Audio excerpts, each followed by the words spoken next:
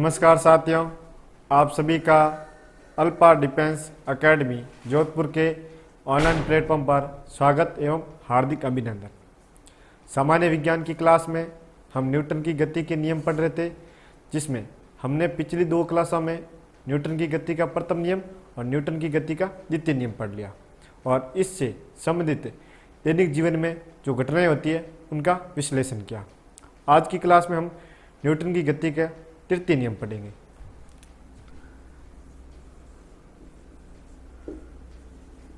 Newton की गति का तृतीय नियम,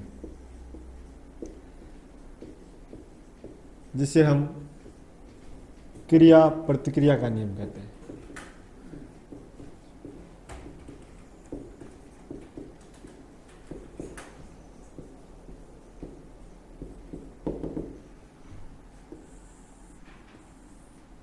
न्यूटन की गति का तृतीय नियम, जिसे क्रिया प्रतिक्रिया का नियम भी कहते हैं, ये नियम क्या होता है? ये में प्रत्येक क्रिया की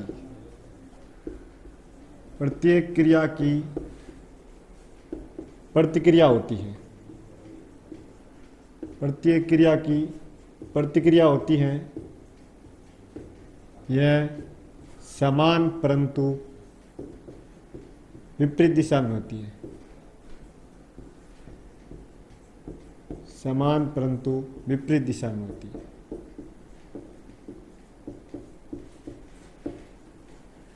न्यूटन की गति का तृतीय नियम क्या है कि प्रत्येक क्रिया की प्रतिक्रिया होती है, ये समान परंतु विपरीत दिशा में होती है।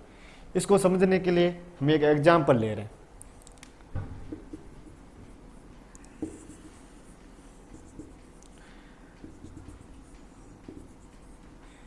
जैसे कोई तैराक समुद्र में तैर रहा है या तालाब में तैर रहा है, कहीं पे भी तैर रहा है,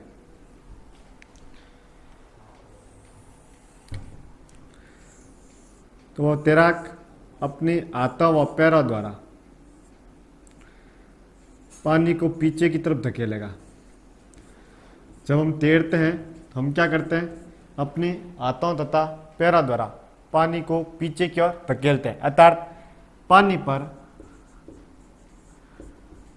हम क्या लगाते हैं? क्रिया बल लगाते हैं। और नियम क्या कहता है कि प्रत्येक क्रिया की प्रतिक्रिया होती है और वो समान, अर्थात हम जितना क्रिया बल पानी पर लगा रहे हैं उतने समान परिमाण का प्रतिक्रिया बल क्या लगेगा? उसके विपरीत दिशा में। हम पानी पर पीछे की ओर क्रिया बल लगा रहे हैं, हम पानी पर पीछे की ओर क्रिया बल लगा रहे हैं, तो जो प्रतिक्रिया बल है वो आगे की ओर लगेगा। इस बात को समझना है। जिस कारण हम पानी में आगे बढ़ पाएंगे। तो नियम समझ में आया क्या कि हम स्विमिंग करते हैं या पानी में तैरते हैं तो अब अपने हाथों और पैरों द्वारा पानी को पीछे की ओर धकेलते हैं, अर्थात हम पानी पर पीछे की ओर क्रिया बल लगा रहे हैं। और ये नियम कहता है कि प्रत्येक क्रिया की प्रतिक्रिया होती है, अर्थात जो हमने क्रिया बल लगाया उसका प्रतिक्रिया बल लगेगा। और कितना लगेगा? समान। जितना हमने क्रिया बल लगाया उतना क्या लगेगा? प्रतिक्रिया बल। लेकिन उसकी दिशा क्या होगी? विपरीत। हमने क्रिया बल कहाँ लगाया? पीछे की तरफ। प्रतिक्रिया बल कहाँ लगेगा? आगे की तरफ। और प्रतिक्रिया बल आगे की ओर लगेगा, इस कारण उस पानी में हमारा शरीर आगे बढ़ पाएगा। ये बात समझ में आ गई क्या? नियम। अब थोड़ा समझना। अब एग्जाम में पूछा जाता है कि ये जो क्रिया बल और प्रतिक्रिया बल लगता है, ये एक ही वस्तु पर कार्य करते हैं या अलग अलग वस्तुओं पर कार्य करते हैं? बहुत ही महत्वपूर्ण बात है इस नियम की। इस बात को समझना। मैं क्या पूछ रहा हूं आपसे कि जो क्रिया और प्रतिक्रिया बल कार्य कर रहे हैं, ये एक वस्तु पर कर रहे हैं या अलग अलग वस्तुओं पर? तो आपको नोट लगाकर याद रखना है कि क्रिया और प्रतिक्रिया बल, क्रिया और प्रतिक्रिया बल हमेशा अलग अलग वस्तुओं पर कार्य करते हैं। क्रिया और प्रतिक्रिया बल हमेशा अलग अलग वस्तुओं पर कार्य करते हैं।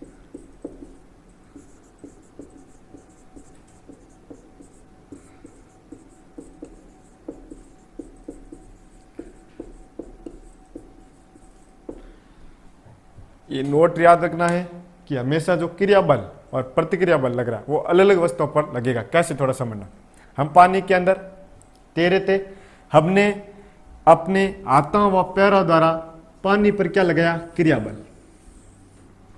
हमने पानी पर क्या लगाया, क्रिया बल, और वापस पानी हमारे शरीर पर क्या लगाएगा, प्रतिक्रिया बल। पानी हमारे शरीर पर क्या लगाएगा, प्रतिक्रिया बल।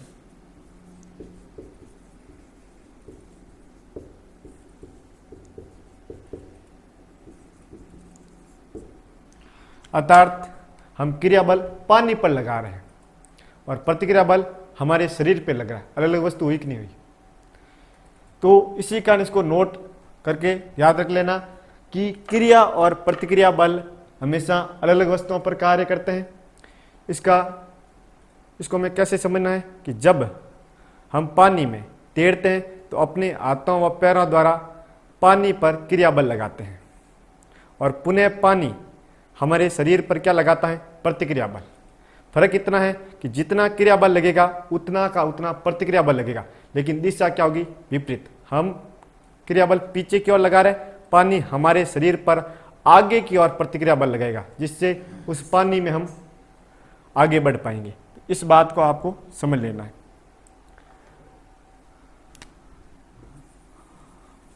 अभी तक हमने जो बातें पढ़ी वो बहुत ही महत्वपूर्ण है और इन बातों को समझने के लिए हमने एक एग्जाम्पल लिया कि कोई भी तैराक आपके समुद्र में तैर रहा है।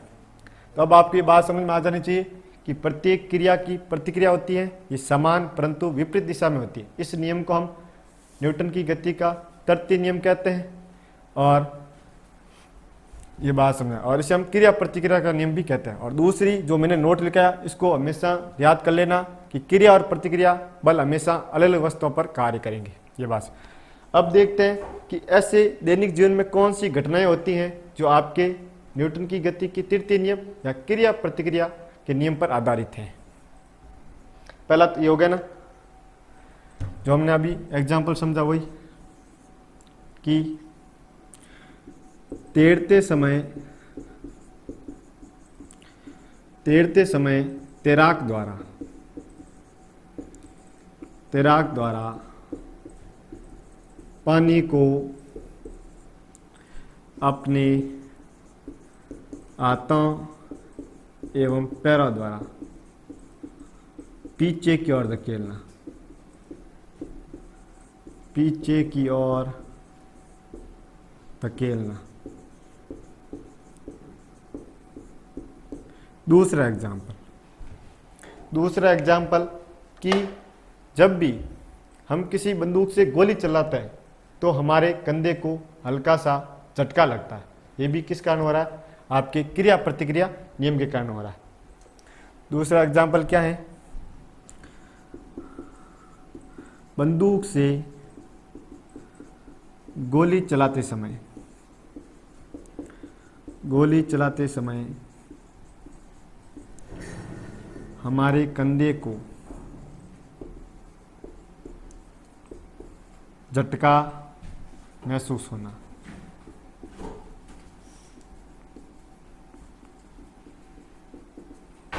अब थोड़ा समझना ये कैसे हुआ।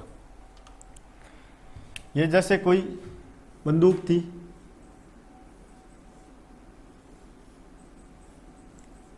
जिससे हमने क्या चलाई, गोली चलाई।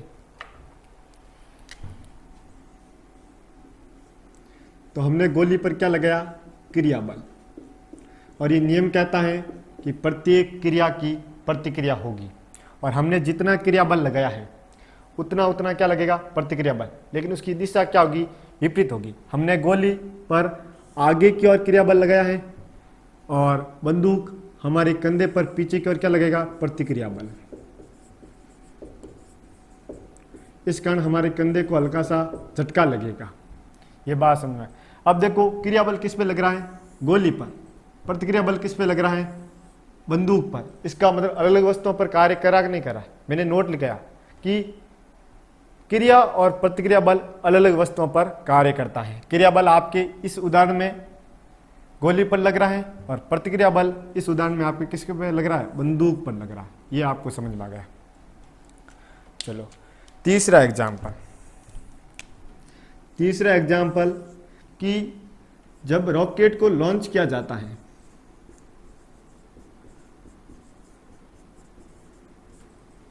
रॉकेट को लॉन्च करते समय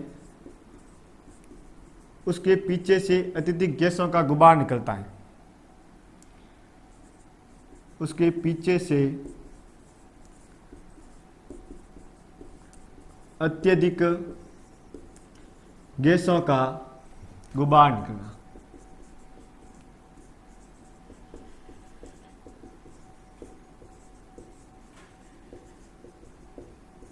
ये भी आपके न्यूटन की गति के तृतीय नियम पर या क्रिया प्रतिक्रिया के नियम पर आधारित है। कैसे, थोड़ा समझना। यहां पर हम बात करें, यहां पे कर लेते हैं कि जैसे कोई रॉकेट है, जब हम इसको लॉन्च करते हैं तो इसके नीचे से अत्यधिक गैसों का गुबार निकलता है, और वो गैसों का गुबार जमीन पर क्या लगाता है, क्रिया बल, और इस क्रिया की क्या होगी, प्रतिक्रिया। जितना क्रिया बल लगेगा उतना क्या लगेगा, प्रतिक्रिया बल। लेकिन दिशा क्या होगी, विपरीत। क्रिया बल नीचे लग रहा है और प्रतिक्रिया बल कहाँ लगेगा, ऊपर की ओर। इस कारण वो रॉकेट ऊपर की ओर गति करेगा। तो ये आपको पूछ ले, रॉकेट की गति न्यूटन की गति के कौन से नियम पर आधारित है, न्यूटन की गति के तृतीय नियम पर आधारित है। और रॉकेट की गति किस नियम पर आधारित है, अगर ये आपको ऑप्शन नहीं मिले तो संवेग संरक्षण के नियम पर भी आधारित है। आगे हम पढ़ेंगे संवेग संरक्षण क्या था इस टॉपिक के बाद। तो हमने अभी तक 3 ऐसी घटनाएं पढ़ी जो दैनिक जीवन में घटित होती हैं और न्यूटन की गति के तीसरे नियम या क्रिया प्रतिक्रिया के नियम का उदाहरण बनती हैं। और हम चीजें पढ़ रहे हैं, इसके लिए मैं थोड़ा सा यहां पे लिख रहा हूं। चौथा एग्जाम्पल यहां पे लिख रहा है, ठीक है।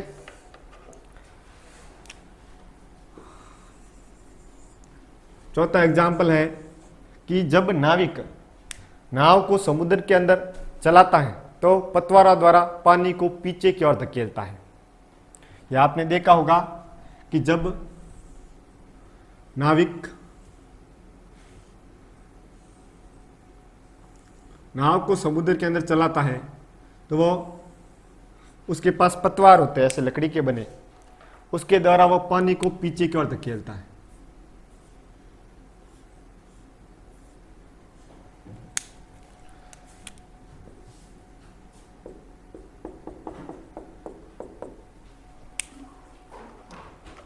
तो वो क्या कर रहा है, पानी पर पीछे की ओर क्या लगा रहा है, पतवारा द्वारा पानी पर पीछे की ओर क्या लगा रहा है, क्रिया बल। और हम सब जानते हैं प्रत्येक क्रिया की क्या होगी, प्रतिक्रिया।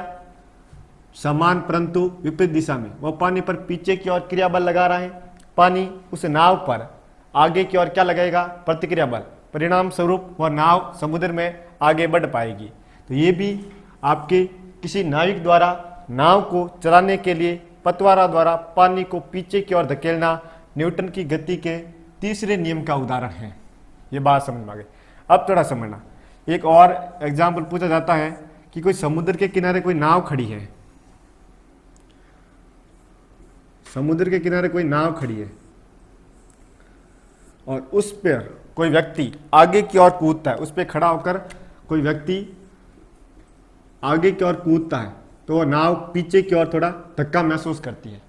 कोई भी नाव समुद्र के किनारे पर पड़ी है और एक किनारे पर कोई व्यक्ति खड़ा होकर वह नीचे कूदता आगे की तरफ, तो वह नाव थोड़ा सा पीछे की ओर खिसक जाती है। ये भी आपके क्रिया प्रतिक्रिया का उदाहरण है कि वो जब व्यक्ति आगे की ओर कूदा तो आगे की ओर क्या लगा, क्रिया बल लगा। और जितना क्रिया बल लगेगा उतना समान पीछे विपरीत दिशा में क्या लगेगी, प्रतिक्रिया। इस कारण वो नाव थोड़ा सा पीछे की ओर धक्का खाएगी। ये हो गया। अब थोड़ा समझना, किसी दीवार पर हम गेंद को मारते हैं तो गेंद उछलकर पुनः अपनी तरफ आ जाती है। ये भी आपके क्रिया प्रतिक्रिया का नियम। सब हम गेंद पे क्या लगा रहे, क्रिया बल। गेंद जो दीवार है वापिस गेंद पे क्या लगाएगी, प्रतिक्रिया बल। जितना हमने दीवार पर गेंद द्वारा क्रिया बल लगाए हैं उतना समान मात्रा में दीवार गेंद पे वापस क्या लगेगी, प्रतिक्रिया बल। लेकिन दिशा क्या होगी, विपरीत होगी। तो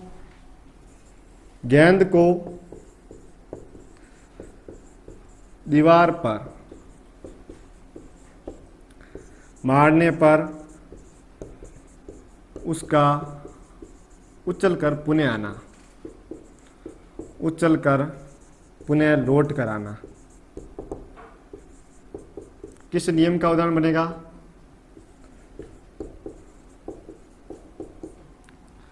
आपके क्रिया प्रतिक्रिया का उदाहरण बनेगा। अगला हम देखते हैं। अगला कि जो वायुयान है, वायुयान जब हवा में उड़ता है तो उसके ब्लेड होते हैं जिसे हम बोलते हैं प्रोपेलर के ब्लेड। जो वायुयान के ब्लेड होते हैं उसको हम बोलते हैं प्रोपेलर, प्रोपेलर के ब्लेड। तो प्रोपेलर के ब्लेड द्वारा वो वायु को पीछे की ओर धकेलता है, वो वायु को पीछे की ओर धकेलता है। और वो वायु पर क्या लगा रहा है? क्रिया बल। तो वापिस वायु उस पर क्या लगेगी? प्रतिक्रिया बल। वो क्रिया बल पीछे की ओर लगा रहा है, वायु उस पर प्रतिक्रिया बल आगे की ओर लगाएगी, जिससे वो जो आपके वायुयान है, हवाई जहाज है, वो आगे की ओर जाएगा। इस बात को समझना। तो ये भी इसका उदाहरण बनता है कि वायुयान जब उड़ता है तो उसके प्रोपेलर के ब्लेड वायु को पीछे की ओर धकेलते हैं। ये भी आपकी क्रिया प्रतिक्रिया का उदाहरण है। एक और उदाहरण आप समझ लीजिए कि जब भी हम किसी ठेले या टोली, जो कचरे की टोली होती है, उसको हम धक्का देते हैं तो हम थोड़ा पीछे की ओर बल लगाते हैं अपने पैरों से। तो आपके टोली या ठेले को धक्का देने पर उसका आगे बढ़ना, किसका उदाहरण होगा? क्रिया प्रतिक्रिया का। कि हम अपने पैरों द्वारा पीछे की ओर क्रिया बल लगा रहे हैं, और हमने जितना क्रिया बल लगाया है उतना समान मात्रा में उसके विपरीत दिशा में आगे की ओर क्या लगेगा? प्रतिक्रिया बल लगेगा, और परिणाम स्वरूप वह ठेला या टोली आगे की ओर बढ़ेंगे। इस बात को समझना। तो हमने ये जो 8 उदाहरण हैं, 8 एग्जाम्पल, दैनिक जीवन में कुछ ऐसी घटनाएं हैं जो आपके क्रिया प्रतिक्रिया नियम पर कार्य करती है। इन सब में एक तरफ क्रिया बल लग रहा है, और जितना हम क्रिया बल लगा रहे हैं उतना का उतना विपरीत दिशा में क्या लग रहा है? प्रतिक्रिया बल।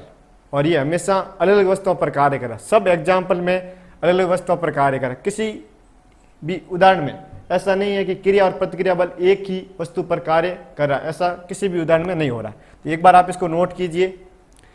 इसके बाद हम संवेग संरक्षण का नियम पढ़ते हैं।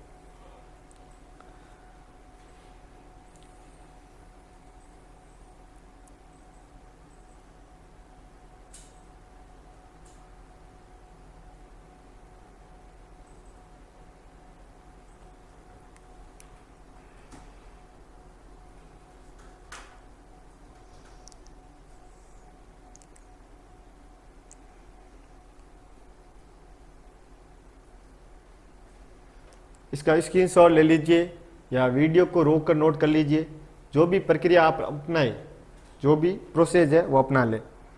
चलिए मैं इसको रब कर रहा हूँ और हम थोड़ा आगे बढ़ते हैं।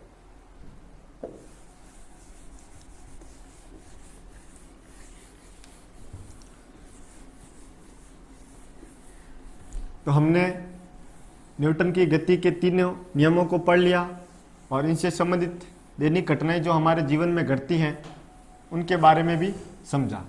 अब हम पढ़ेंगे संवेग संरक्षण का नियम।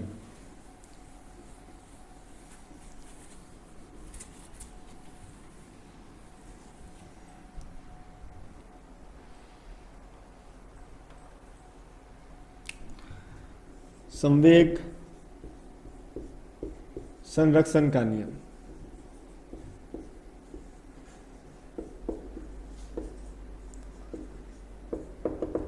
थोड़ा समझना संवेग संरक्षण का नियम क्या होता है।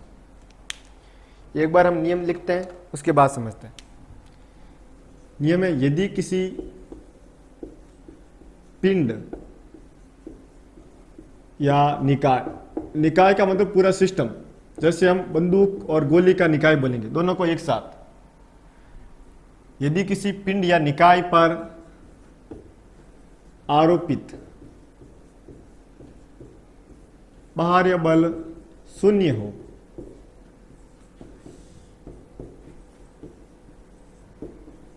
हो, तो उस पिंड या निकाय का संवेग संरक्षित रहता है,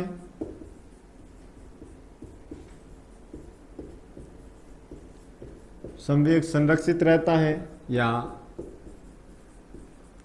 समय के साथ नियत बना रहता है, ऐसे लिख दो।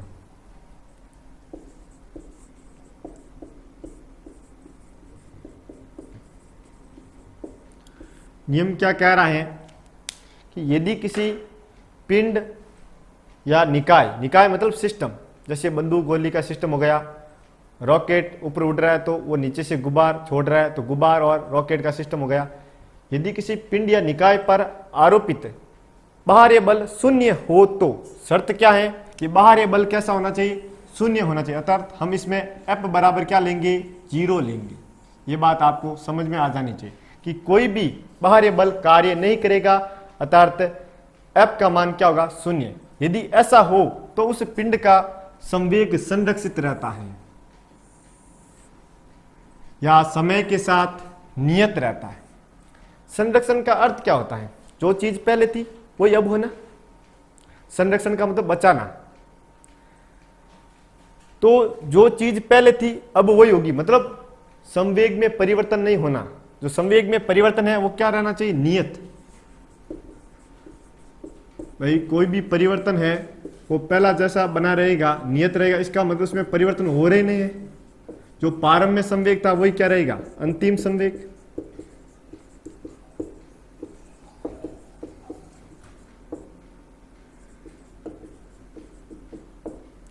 संरक्षण का अर्थ होता बचाना। जो चीज पहले थी अब, मतलब प्रारंभिक संवेग और अंतिम संवेग बराबर होंगे।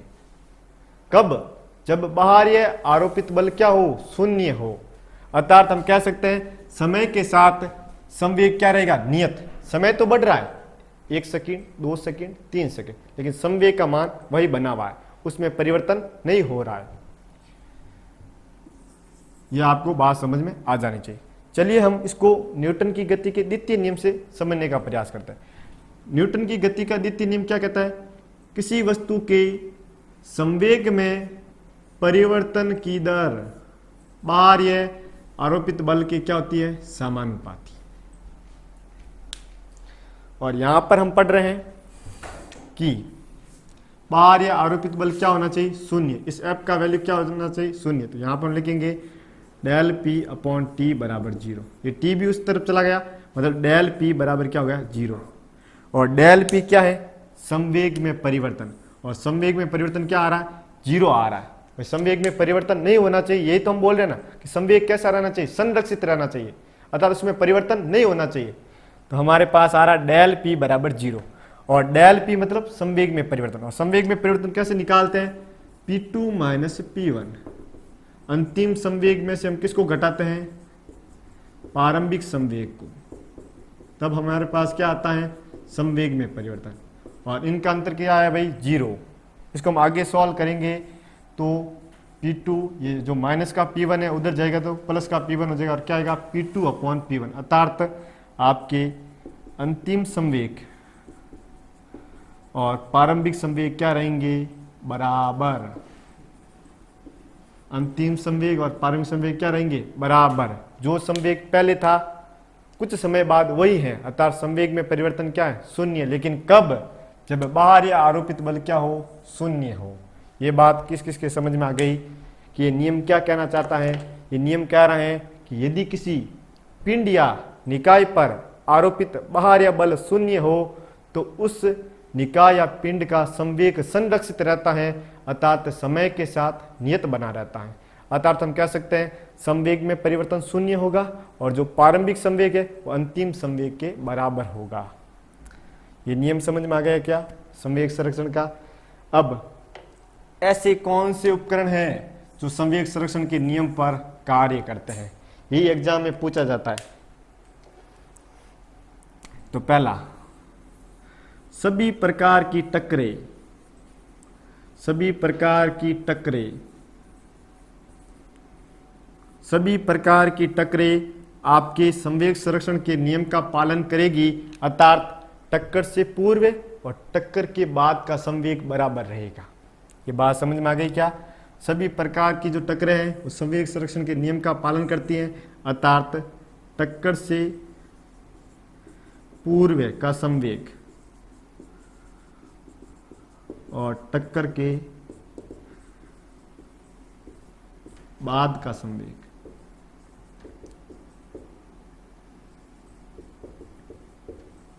क्या रहेगा? बराबर। जैसे ऐसे समझ लो कि एक गेंद A थी और दूसरी गेंद थी B।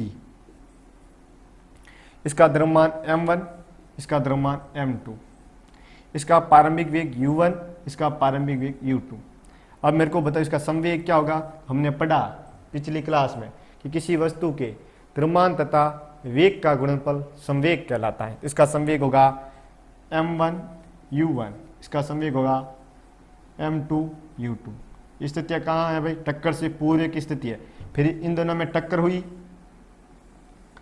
और ये टक्कर के समय की स्थिति है, और फिर टकराने के बाद इन्होंने एक दूसरे को धक्का दिया तो इनका जो द्रव्यमान है वो तो वही रहेगा m1 और m2, लेकिन टक्कर के बाद ये जब एक दूसरे को धक्का देगी तो इनके वेग में परिवर्तन होगा और अंतिम वेग इसका v1 हो जाएगा और इसका क्या हो जाएगा? v2 हो जाएगा। ये बात समझ में आ रही है क्या?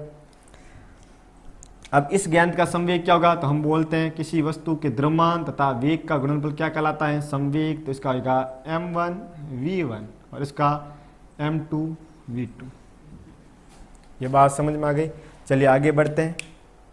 ये क्या बोल रहा है कि सभी प्रकार की टक्करें संवेग संरक्षण के नियम पर आधारित होती है, अर्थात टक्कर से पूर्व का संवेग और टक्कर के बाद का संवेग क्या रहेगा? बराबर। तो टक्कर से पूर्व का संवेग, टोटल संवेग क्या होगा? ये रहा, हम लिखेंगे यहाँ पर m1 u1 plus m2 u2। ये क्या था भाई?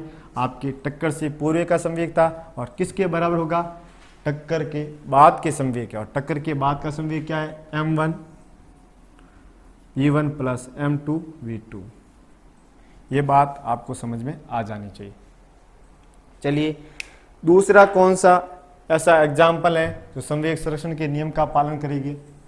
तो है रॉकेट की गति। और एग्जाम में पूछा जाने वाला ये क्वेश्चन कि रॉकेट की गति किस सिद्धांत पर कार्य करती है? संवेग संरक्षण के सिद्धांत पर। और ये पूछे कि रॉकेट की गति न्यूटन की गति के किस नियम पर आधारित होगी? तो न्यूटन की गति के तृतीय नियम पर आधारित होगी, क्योंकि हमने कुछ समय पहले पढ़ा कि जब रॉकेट लॉन्च होता है तो उसके नीचे से अत्यधिक गैसों का गुबार निकलता है। हमने पढ़ा ये किसका उदाहरण है?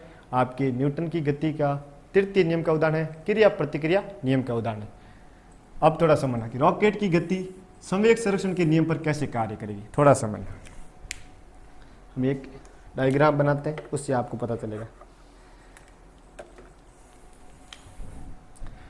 ये रॉकेट है जो लॉन्च हो रहा है, और ये लॉन्च होते समय अपने नीचे से अत्यधिक गैसों का गुबार निकाल रहा है, ऐसे। अब थोड़ा समझना कि जैसे जैसे ऊपर जा रहा है, नीचे से गैसें निकलती जा रही है, इसका मतलब इसके द्रव्यमान में क्या आ रही है? कमी आ रही है। इसके द्रव्यमान में क्या आ रही है? कमी आ रही है। इस बात को समझना कि रॉकेट जैसे जैसे ऊपर जा रहा है उसके नीचे से गैसों का जो गुबार है वो निकलता जा रहा। इसका मतलब उसके अंदर जो गैस भरी है वो धीरे धीरे क्या हो रही है? खत्म हो रही है। अर्थात हम कहेंगे कि रॉकेट के द्रव्यमान में क्या आ रही है? कमी आ रही है। और हमने कल ही पढ़ा संवेग P बराबर mv होता है, और हमने ये बोला कि संवेग का जो फॉर्मूला है P बराबर mv। यहाँ पर हम देखते हैं कि संवेग हैं वो आपकी दो भौतिक राशियों का गुणनफल है, और यहाँ पर संवेग क्या रहता है भाई? नियत। हमने नियम में पढ़ा नहीं पढ़ा कि यदि बाहरी आरोपित बल शून्य हो तो संवेग क्या रहेगा? संरक्षित। अर्थात समय के साथ क्या रहेगा? नियत। समय तो बदलेगा लेकिन संवेग क्या हो जाएगा? फिक्स हो जाएगा, नियत हो जाएगा। यहाँ पर हमारा संवेग क्या है? फिक्स है। और हमने ये भी पढ़ा कि जब कोई भौतिक राशि नियत हो और उसके सामने दो भौतिक राशियों का गुणनफल हो जब एक भौतिक राशि घटेगी तो दूसरी अपने आप क्या होगी, बढ़ेगी। अरे भाई ये देखो यहाँ पे बता रहा हूँ P बराबर mv, ये दो भौतिक राशि का गुणनफल है कि नहीं है, और P क्या है, नियत। तो जब ये बढ़ेगा तो ये घटेगा, और ये घटेगा तो ये बढ़ेगा, तभी वो नियत रहेगी। तो इसमें हम पढ़ रहे हैं कि जैसे जैसे रॉकेट ऊपर जाता है उसके नीचे से गैसों का गुबार निकलता जा रहा, इसका मतलब इसके द्रव्यमान में क्या आ रही है, कमी, और द्रव्यमान में कमी आ रही है तो उसका वेग क्या होगा, बढ़ता जाएगा। वेग धीरे धीरे बढ़ेगा बढ़ेगा, और जब उसका द्रव्यमान बहुत ही कम हो जाएगा, जीरो, तो उसका वेग क्या हो जाएगा, अनंत हो जाएगा। इस बात को थोड़ा ध्यान रख लेना।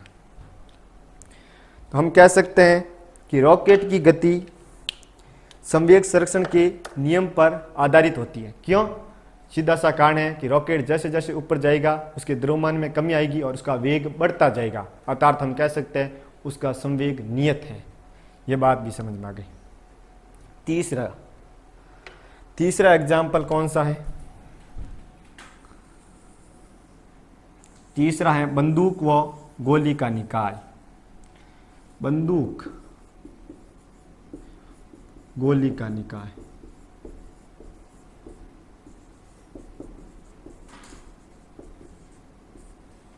अब मेरी बात समझना कि सर आपने अभी बोला कि जब हम बंदूक से गोली चलाते हैं तो गोली आगे की ओर जाती है और बंदूक हमारे कंधे को हल्का सा झटका देती है।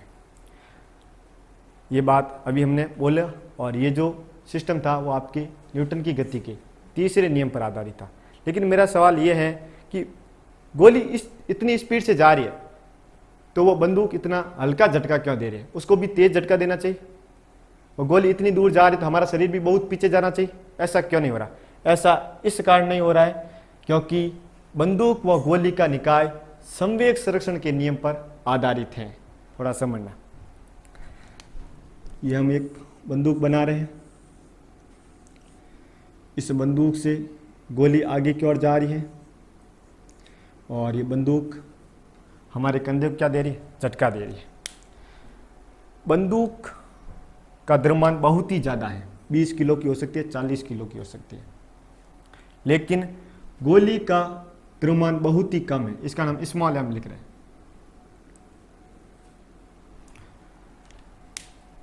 लेकिन गोली की स्पीड बहुत ही ज़्यादा, तो इसका वेग ज़्यादा, कैपिटल वी लिखेंगे। जबकि बंदूक बहुत ही कम झटका दे रही, इसका हम लिखेंगे स्मॉल वी, इसका वेग बहुत ही कम है। अब मैंने अभी पढ़ाया है आपको कि किसी वस्तु का संवेग नियत है तो संवेग का फॉर्मूला P बराबर mv, और P क्या है, नियत। तो जिसका द्रव्यमान ज़्यादा है उसका वेग अपना आप क्या होगा, कम होगा। तो बंदूक बहुत ही भारी है, बहुत इसका द्रव्यमान क्या है, ज़्यादा है, इस कारण इसका वेग क्या हो जाएगा, कम हो जाएगा। इस कारण उसका वेग कम होने के कारण हमारे कंधे को बहुत ही हल्का झटका लगता। अगर इसमें आपके गोली और बंदूक का द्रव्यमान बराबर होता तो जिस वेग से गोली जा रही है उसी वेग से हमारा शरीर पीछे की ओर जाता। लेकिन बंदूक का आपके द्रव्यमान बहुत ही ज़्यादा है, इस कारण वेग क्या हो जाएगा, कम, और गोली का द्रव्यमान बहुत ही कम है, इस कारण वेग क्या हो जाएगा, ज़्यादा। इस बात को समझना। अब आपको ये बात समझ में आ गई होगी कि संवेग संरक्षण का नियम क्या है। इसके 3 उदाहरण हमने पढ़े। सभी प्रकार की टक्करें, आपके रॉकेट की गति और बंदूक व गोली का निकाय संवेग संरक्षण के नियम पर आधारित होते हैं। और उससे पहले हमने संवेग संरक्षण का नियम क्या है उसको समझने का प्रयास किया। तो एक बार आप इसको नोट कीजिए।